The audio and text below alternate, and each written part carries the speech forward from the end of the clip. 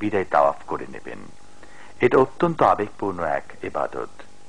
7 বার তাওয়াফ করে 2 রাকাত নফল নামাজ পড়ে আল্লাহ পাকের দরবারে হাত তুলুন, মনের সব আকুতি পেশ করুন তার দরবারে।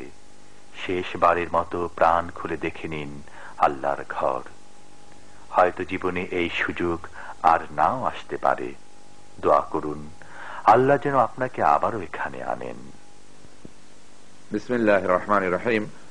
হজের থেকে আমরা কি শিখব, হজের শিক্ষা কি, তা যদি বুঝতে হয় তাহলে এর যে কিছু তাৎপর্য আছে, হজের প্রত্যেক ইবাদতেরই হাকিকত রয়েছে, তাৎপর্য রয়েছে, তা আমাদের জানতে হবে, বুঝতে হবে। হজ শুরু করেছিলেন হযরত ইব্রাহিম আলাইহিস সালাতু ওয়াস সালাম, কোরবানি শুরু করেছিলেন হযরত ইব্রাহিম আলাইহিস সালাতু ওয়াস সালাম, এবং হজের এই প্রচলন হয়তো হযরত ইব্রাহিম আলাইহিস সালাম থেকেই শুরু হয়েছে, এবং কোরবানি করেছিলেন তিনি তার সন্তানকে। এবং সেই সন্তান কোরবানি করা ছিল আসলে সন্তান কোরবানি করা না, তিনি যখন সন্তান কোরবানি আল্লাহর নির্দেশে করতে গেলেন, যেটা স্বপ্নের মাধ্যমে আল্লাহ তাকে নির্দেশ দিয়েছিলেন, বলেছিলেন ইয়া বুনাইয়া, মানে তার সন্তানকে হযরত ইব্রাহিম আলাইহিস সালাম নিজেই বললেন যে ইয়া বুনাইয়া ইন্নী আরা ফিল মানামি আন্নী আযবাহুক, সন্তান আমি স্বপ্নে দেখলাম যে তোমাকে আমি জবেহ করছি, ফানজুর মাযা তারা, তুমি কি বলো, তোমার রায় কি, তোমার মত কি বলো। قال يا أبا تفعل ما تؤمر ستجدني إن شاء الله من الصابرين।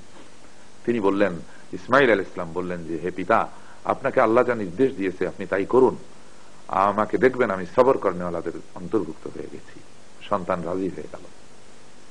একটি বড় পরীক্ষা, এটি দুজনের জন্যই পরীক্ষা ছিল, তবে সন্তান বাপের হাতে জবে হবে, সেই জন্য সন্তানের রাজি হওয়া যত কঠিন, তার চেয়ে অনেক কঠিন পিতা হয়ে সন্তানকে জবে করে দেওয়া। হযরত ইব্রাহিম আলাইহিস সালামের জন্য এটি আরো বড় পরীক্ষা ছিল।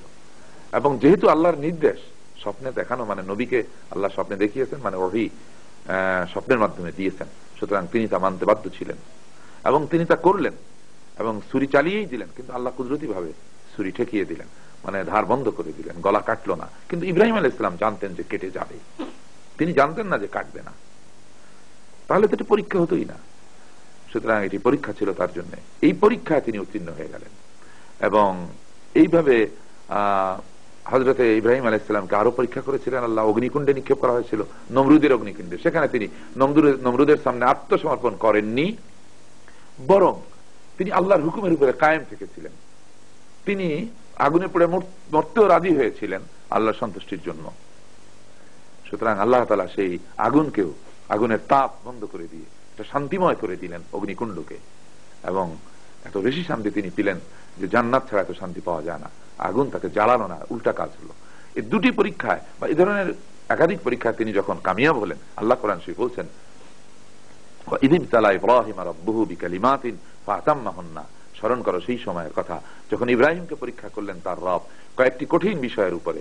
ইব্রাহিম প্রত্যেকটি পরীক্ষায় কৃতিত্বের সঙ্গে উত্তীর্ণ হয়ে গেলেন, পূর্ণ নাম্বার নিয়ে পাশ করে গেলেন। কালা, তখন আল্লাহ বললেন ইন্নী জাইলুকা লিন-নাসি ইমামা, এখন আমি তোমাকে মানুষের শাসক বানিয়ে দিলাম।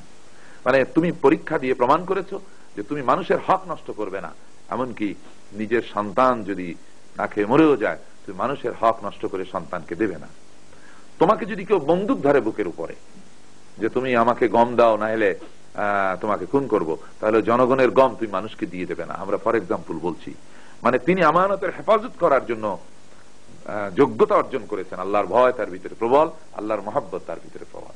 সন্তানের মহব্বতের চাইতে আল্লাহর মহব্বত বেশি হোক, আল্লাহর এবং নমরুদের ভয়, আগুনের ভয়, মৃত্যুর ভয়ের চাইতে আল্লাহর ভয় তার ভিতরে প্রবল হবে, বরং আল্লাহ ছাড়া কাউকে ভয় করবেন না, এই পরিমাণ ঈমান তার ভিতরে সৃষ্টি করাই ছিল এখানে আল্লাহ তাআলার পরীক্ষার উদ্দেশ্য।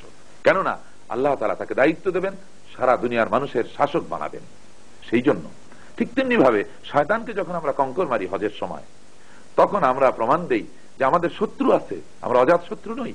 আমরা আল্লাহর সঙ্গে যেমন ভালোবাসা সৃষ্টি করব, শয়তানের সঙ্গে আমাদের শত্রুতা হতে হবে। সেটা কি? যে আল্লাহর দ্বীনের বিরোধী শক্তি, হকপন্থী এবং বাতিলপন্থী। বাতিল শক্তি আছে, শয়তানি শক্তি রয়েছে পৃথিবীতে, অশুভ শক্তি রয়েছে, যারা মানুষকে জাহান্নামের দিকে নিয়ে যেতে চায়, পৃথিবীতে মানুষের অকল্যাণ ডেকে আনতে চায়। তাদের কর্তৃত্ব রয়েছে, তাদের প্রভাব রয়েছে, তার মোকাবেলায় আমাদেরকে লড়তে হবে। তার প্র্যাকটিস, বাস্তব অনুশীলন ওই হজের মধ্যে শয়তানের কঙ্কর মারার মধ্য দিয়ে আল্লাহ আমাদেরকে শিখিয়ে দিচ্ছেন। সারা পৃথিবীর প্রতিনিধিত্বশীল মানুষেরা এইভাবে গিয়ে এই শয়তানের সঙ্গে শত্রুতা কিভাবে করতে হবে, তা নিজেদের ভিতরে জাগরুক করবেন এবং এই প্রতিজ্ঞা নিয়ে তারা ছড়িয়ে যাবেন আবার নিজ নিজ দেশে, যে আমরা আমাদের নিজ নিজ এলাকার ভিতরে যে শয়তানি কর্তৃত্ব রয়েছে তার পরিবর্তে আল্লাহর কর্তৃত্ব সেখানে কায়েম করে সমস্ত আল্লাহর বান্দাদেরকে আল্লাহর হুকুমের অনুগত করা এবং সমস্ত মানুষের প্রভুত্বের অধীনতা থেকে মানুষকে মুক্ত করা, শোষণ নিপীড়ন জুলুম থেকে মানুষকে মুক্ত করার জন্য আমরা আপসহীন সংগ্রাম করব। তার প্র্যাকটিস আমরা হজের সময় শয়তানকে কঙ্কর মারার মধ্য দিয়ে করছি। আবার আমরা আল্লাহর সামনে বিনয়ী হয়ে যাচ্ছি, ওই খানায় কাবার ওখানে গিয়ে আমরা সেজদায় অবনত হয়ে প্রমাণ করছি যে আল্লাহ, আমরা তোমার সামনে আমাদের সমস্ত সত্তাকে সমর্পণ করে দিলাম, তোমাকে আমরা সেজদা দিচ্ছি এবং তুমি ছাড়া আমাদের উপরে কর্তৃত্ব করবার আর কেউ নেই, এবং তোমার সামনে আমরা নিজেদেরকে বিলিয়ে দিলাম। একদিকে আমরা লা ইলাহা বলে সমস্ত শয়তানি শক্তির বিরুদ্ধে মাথা উঁচু করে দাঁড়াই, অন্যদিকে ইল্লাল্লাহ বলে আমরা শুধু আল্লাহর সামনে নিজেদেরকে নিবেদন করি। রওজা শরীফ জিয়ারতে চাই যেতে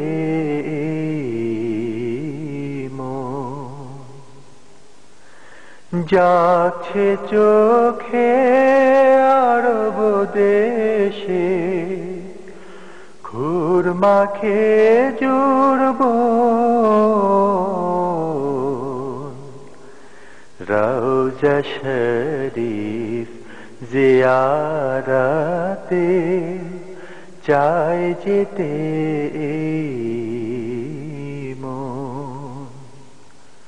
মদিনায় যাত্রাপথে দুপাশে আপনার চোখে পড়বে অজস্র বৈচিত্র্যপূর্ণ পাহাড়। আপনার গাড়ি কখনো পাহাড়ের উপরে উঠছে, কখনো বা নামছে। মক্কা থেকে 400 কিলোমিটার দূরে অবস্থিত মদিনা আল মুনাওয়ারার যাত্রাপথে আপনি স্মরণ করুন সেই সময়ের কথা যখন আমাদের নবী কাফেরদের জুলুম নির্যাতন সহ্য করতে না পেরে এই শত শত মাইল মরুপথ পায়ে হেঁটে অতিক্রম করেছিলেন। মাঝে মাঝে চোখে পড়বে খেজুরের বাগান। মদিনা শান্ত স্নিগ্ধ পরিবেশ আপনাকে বিমোহিত করবে। বিশাল আয়তন জুড়ে বিস্তৃত মসজিদে নববীর গম্বুজ নজরে আসলে আবেগকে ধরে রাখা সত্যিই কষ্টকর। মদিনায় পৌঁছে মসজিদে নববীর সন্নিকটে যে কোনো স্থানে উঠতে পারেন। এখানে বাড়ি ভাড়াও তুলনামূলকভাবে কম। থাকার স্থানে মালসামান রাখুন এবং প্রত্যেক ওয়াক্ত নামাজ মসজিদে নববীতে আদায় করুন। মদিনায় হাজী সাহেবরা কমপক্ষে 8 দিন অবস্থান করে 5 ওয়াক্ত নামাজই মসজিদে নববীতে জামাতের সাথে আদায় করেন। মসজিদে নববীর ভিতরে রয়েছে অনেক স্মৃতিময় স্থান। নামাজের ফাঁকে ফাঁকে আপনি সুযোগ পেলেই রাসূল পাক সাল্লাল্লাহু আলাইহি ওয়াসাল্লামের কবর জিয়ারত করুন। তার কবরের পাশে শায়িত আছেন হযরত আবু বকর রাদিয়াল্লাহু তাআলা আনহু এবং হযরত ওমর রাদিয়াল্লাহু তাআলা আনহু। সেখানে সারিবদ্ধভাবে যেতে হয়। ধীরে ধীরে এগিয়ে যান, হৃদয় দিয়ে অনুভবের চেষ্টা করুন স্বয়ং আল্লাহ রাব্বুল আলামিনের বন্ধু রাহমাতুল লিল আলামিন হযরত মুহাম্মদ সাল্লাল্লাহু আলাইহি ওয়াসাল্লামের কবরের সন্নিকটে আপনি। তার প্রতি দরুদ পাঠ করতে থাকুন। তবে আবেগের বশবর্তী হয়ে সিজদা করবেন না, এটা অত্যন্ত গুনাহের কাজ। রাসূল করিম সাল্লাল্লাহু আলাইহি ওয়াসাল্লাম